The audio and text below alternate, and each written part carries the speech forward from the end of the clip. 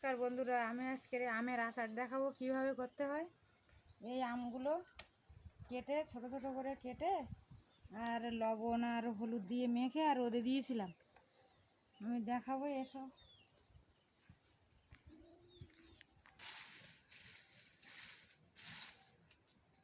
তেলটা একটু গরম করে নিতে হবে।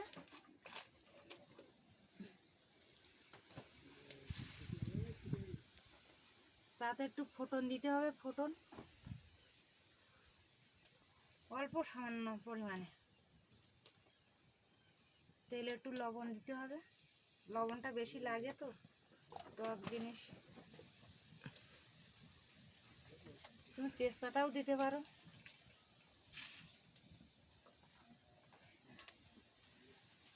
দিয়ে একটু নেড়ে নিতে হবে।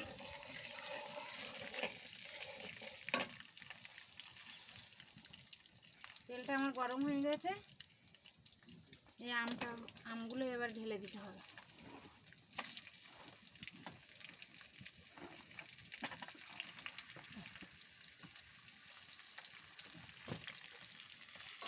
এই মাখা মাখা হয়ে যাবে।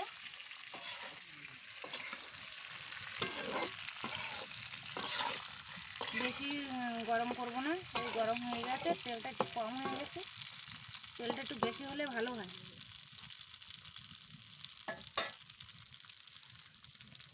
লাবিয়ে নেব।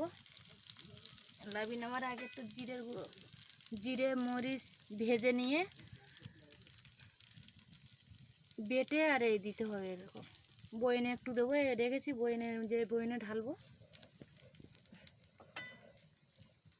এখন তো গরম, ঢালা যাবে না, এখানটা রেখে দিই।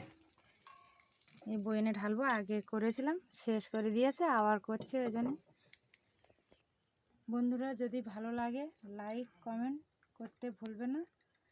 ভালো লাগলে লাইকটা অবশ্যই দিও।